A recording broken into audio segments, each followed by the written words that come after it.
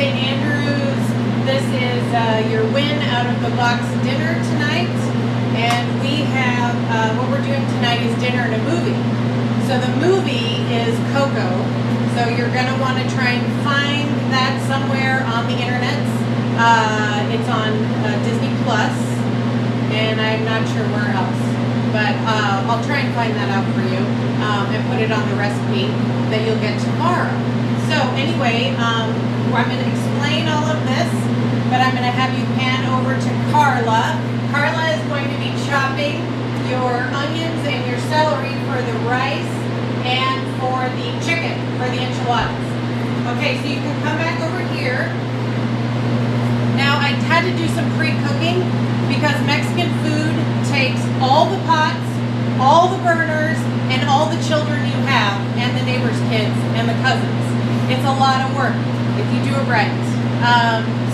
And we're doing it right this time because this is Grandma Redamosa's chicken enchilada recipe, one of her recipes. This is manual number 1, Maria de la Luz Carrillo Redamosa, but everybody called her Lucy.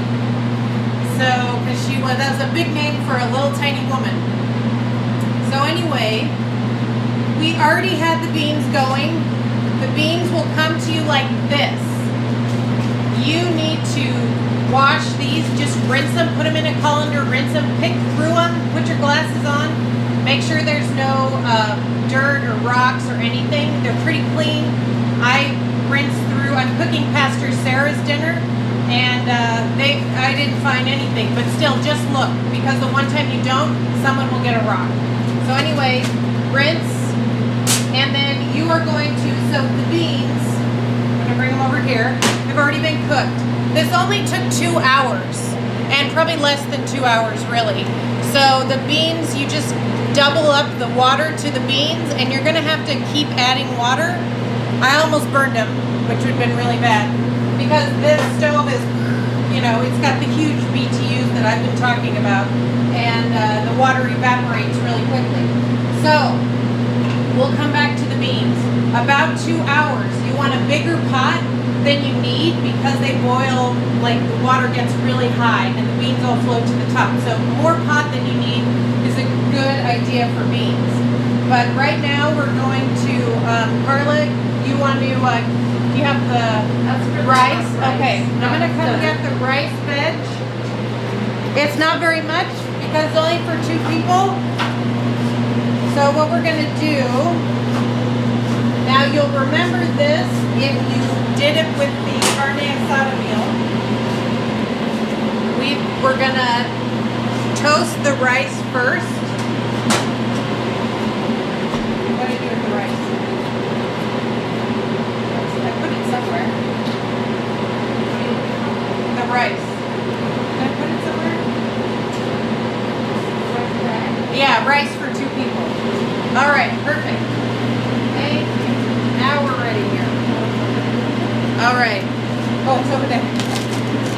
Okay. We're going to toast the rice just like that.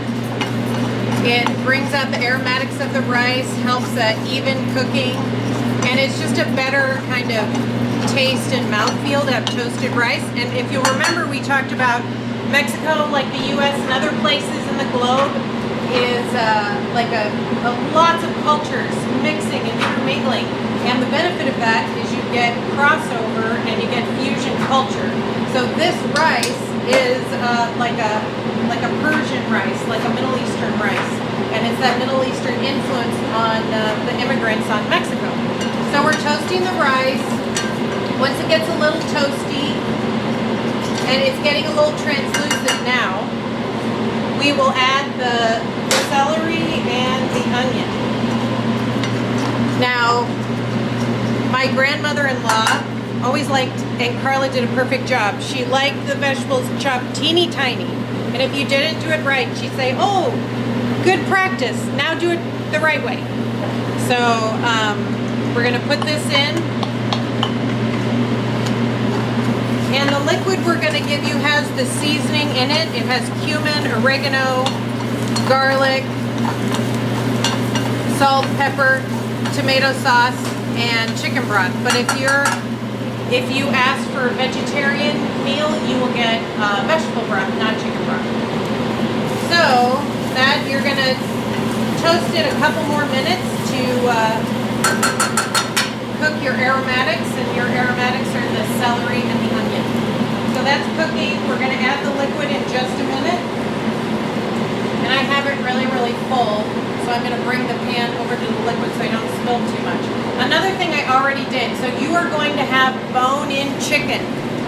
Now we talked about the benefits of bone-in, so I'm not gonna go crazy talking about collagen like I did before, but it's really good for you, for your bones, for your joints, for your, you don't want cellulite, you don't want wrinkles, you want to eat bone-in vegetables. I mean bone-in proteins, not vegetables. All right, we're gonna bring this to a boil and then reduce it to a simmer. So you can see it's like a tomato broth, tomato chicken broth. That's gonna boil in just a minute. Get that going. So we already cooked the chicken. What I did with the chicken, I seasoned it with salt and pepper. I browned it in the pan just to release a little bit of the fat and just get a little bit of browning, and then I finished it in the oven. Then took it out of the oven, covered it with water, and brought it to a boil and let it simmer for about 45 minutes. Why do we do this? Because this bone, we want every bit of nutrient and flavor out of these bones. So if we were just gonna cook it, take the meat off the bones, throw the bones and the skin away, we have the opportunity to make a great broth. So that's what we are doing. I also put in the broth whatever vegetable peelings you have, put it in there. I had the bit of the celery with the leaves on it, and some onion skins, and I put it in there. And that the onion skins give that deep color to the broth, and also you want to roast the bones. That gives a deeper flavor, and that's what we're doing. Is we're doing layers of flavor. And Mexican food is all about that. Every little step. My grandmother-in-law would say, there's one rule. There were lots of rules, but she would always say, there's one rule. No shortcuts. No shortcuts. Now, she would break that rule in a sense because she would say, use what you have. In that sense, you could break your rule and kind of do what you can. But as a general rule, no shortcuts in Mexican cooking. It's very serious. So, I took the chicken off the bones. Now, if I were home, I would feed this to my dogs. The chicken skin and the cartilage, the bones would just go in the garbage. The chicken is cooked and chopped. The rice is going. I'm going to actually move the rice back here because I'm going to fry the tortillas. Some people say you don't have to fry the tortillas. You can just put them in the microwave. I don't agree with that. I think you have to fry the tortillas because it adds, like we're saying, the layers of flavor. You need, what's really good too is you're going to have this toasty corn flavored oil. We are going to saute the vegetables for the chicken in that oil. Or another thing you could do, that could be the base for your roux. If you're going to use a flour roux to thicken your broth, you could use, that would be a great oil to use. That's an infused oil. But we are not doing that because we're using cornstarch, and you don't need to toast cornstarch because we have some gluten-free friends who need that, and cornstarch is easy, and so you can't do that. But anyway, we're going to fry the tortillas. I like to have, sometimes when you're frying tortillas, if you just use tongs, like you'll go to turn it and you'll rip the corner of the tortilla. So I like to use like a spatula, a heat-proof spatula or wooden spoon and tongs. Not your bare hands? No. Please don't do that. So you see how it's boiling? The oil is boiling. And all you're gonna do, if this is a really fast part, you're not frying it crisp like a tostada, you're not making chips, you're not making tacos. This is just enough to kind of get it pliable, malleable, so you can fill them. And also, it releases like the corn oil, the flavor. It takes it to another level. Please don't put them in the microwave. I'm begging you. Okay. See the bubbles? You're not going to get those bubbles in the tortilla in the microwave. All right. So there's about 4 tortillas per person. You may think that's a lot, eating 4 enchiladas, but you'll want some later. So we are, and see the tortillas puffing up. That was a good bubble. That was a good bubble. Corn tortillas are amazing. They're an indigenous food. I mean, corn tortillas are thousands of years old. It's just corn and lime and water. And that's it. That's all that's in there. So, I mean, to me, they're a wonder. You can do so much with them, and they taste amazing. I mean, I love a good flour tortilla, especially the ones Grandma Redamosa made. But a good corn tortilla is also amazing. And we're lucky that we live here in San Diego. We have such great grocery stores. Like, these are from Northgate Market. I bought these this morning. They were hot. So you could technically, if they're still warm, you wouldn't have to fry them.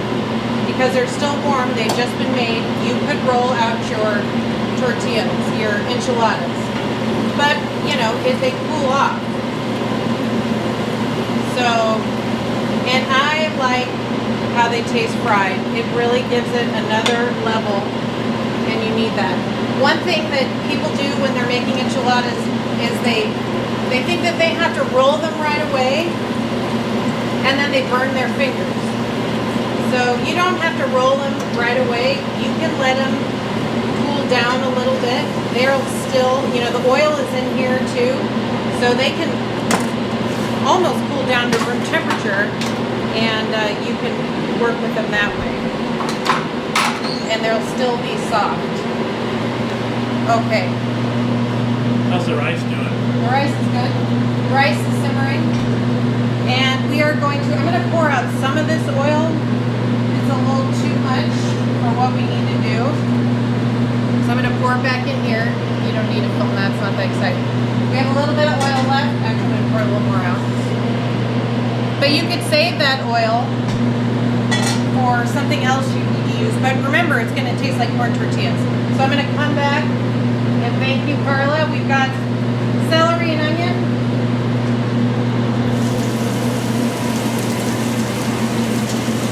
Okay. Now, you have to get this going, saute this. When it becomes translucent, we are going to add the chicken, and the liquid I'm giving you, it's the same liquid as the enchilada sauce. And these enchiladas are called enchiladas and tomatadas, which is like enchiladas and tomato sauce. Now, Grandma Redamosa said, oh, this is an easy one. This is one that everybody likes. So she made it all the time because she didn't know who would be coming on Sunday afternoons. If it would be, you know, little kids or, you know, old people or who. So she would, if she knew who was coming, like for another example, if we'd go over to her house Sunday afternoon, she'd be making dinner. And you could look on the stove and I knew, okay, it's chili verde. My father-in-law's coming over because that was his favorite.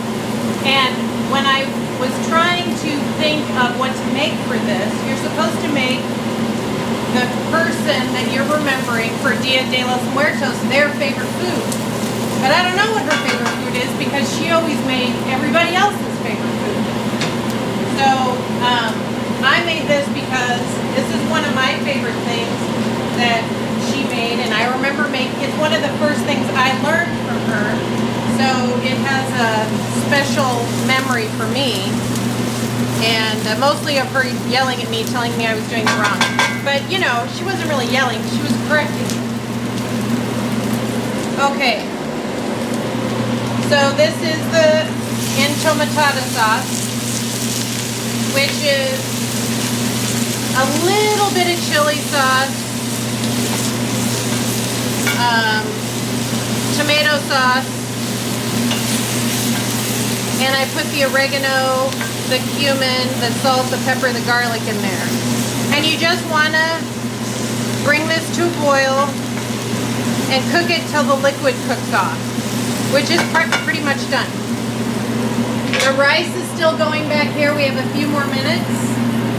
So now we're at the point where we can start working on our enchiladas. Okay, so we have the corn tortillas here. I'm going to bring the chicken over. Now that's really hot. Now, when you're doing this at home, what I'm going to put in the recipe is just go buy a rotisserie chicken. That's one way that you can do a shortcut. So, and you can like cook your own chicken. I have chicken pieces for you guys. Big bone-in skin on chicken breast. Thank you, Carla. Bone-in skin on chicken breast and bone-in skin on thighs and drumsticks. And you're gonna roast it and then make stock with it yourself. But at home, when you do this, get the rotisserie chicken, open the bag, let it cool. Separate the chicken that you know that you're going to use for the enchiladas or the tacos or whatever. Take everything else, the skin, the bones, the cartilage, everything, and put it in a pot, cover it with water. Chicken broth is about 45 minutes, and you've gotten everything out of the bones that you're going to get. So, here we go. So anyway, just do, and that's a good thing to do whenever you need chicken broth. Just buy a rotisserie chicken, and you can go ahead and use those bones and that skin for broth. And you can freeze it in an ice cube tray or freeze it in little containers. I think I'll do it that way. No cheese inside? No, and you can do this however you want. So we have a vegetarian family. They're going to do potato enchiladas, which are really good. You could do corn. You could do corn and squash. You could do whatever you want, whatever vegetables you like. And you know, like the sheet pan dinner, how we did the roasted vegetables. You could fry some potato. You could roast it. Any vegetables you have left over, you can use that. So, and you can tell here, some people dip the tortillas. You can do that. You don't have to do it. I'm not doing it. Normally I would. I'm not doing it right now just because it's messy. And I would have too many things in front of me that's hard to video. And I have just enough sauce for the top of the enchiladas. But if you're doing this at home, you have a lot of sauce, you can dip them, but you don't have to. And I put the cheese on the top. Okay, so we're still filling the enchiladas. This is the enchilada sauce. I'm pouring it into the pan. You have your cornstarch already in here. So really you just need to bring this to a boil. It has all the seasoning. The recipe will be down there for you in your box, so you can do this at home. It's a very easy sauce. You don't have to do the chilies or anything. But if you want to do the hard enchilada sauce, I can send you a recipe for that. But this is a very easy one. It's for kids. All right, so we're gonna finish. If you have any chicken left over, you know, you can add it to scrambled eggs. You can make a quesadilla the next day. You can, if you have tortillas left, you can make a couple tacos, because this is also a good taco filling. You could make a tostada, whatever you want. All right, but let's just use it all up, because it'll work. All right, the sauce is going. Enchiladas are rolled. The rice is going. The thing about Mexican cooking too is like everything has to be done at the same time. It's stressful. Okay, we're almost there with the sauce.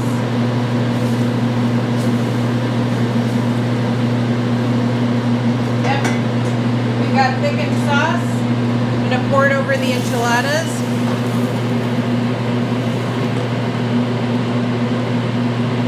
And you kind of want to get all the tortillas covered if you can. And then we're gonna pour cheese over the top and put it in the oven just till it depends on how long you want to leave it in there. Some people I like things crispy. The other manuals don't. So I'll leave theirs in a little bit longer. Sprinkle the cheese on. Gave you a lot of cheese. I'm just gonna do this. Pour it all on. I like the cheese kind of evenly distributed. I'm gonna put it in the oven really quick. This is a super hot oven. Now let's talk about the beans. Whole beans, mashed beans, what do you like? It's up to you. Most people like mashed beans, and I think they will. I like both, so do what you like. I'm just using a potato masher. You want your beans a little soupy. If you heat them up the next day and the beans are too thick, just add water. That's all you have to do, and it's good. And it depends on the consistency that you like. Some people like them thick, some people don't. To the beans, salt, and some kind of fat. I put olive oil in these. You could use lard if you want. You could use bacon drippings. You can use a combination of whatever fat you want. So anyway, it's all done now. The rice is done. The beans are done. And let's see if the enchiladas, they're almost done. The cheese is melting. All the ingredients and everything will be in the recipe. Thank you so much. Remember to give to St. Andrews. This is a fundraiser. At least $10 per person. That would be great. Grandpa Redamosa, on Dia de los Muertos, you like to remember the people that have passed and the ideas, and you'll see in the movie that by remembering them, talking about them, their memories stay alive and that they never fade. So thank you very much. Love you guys. Happy eating.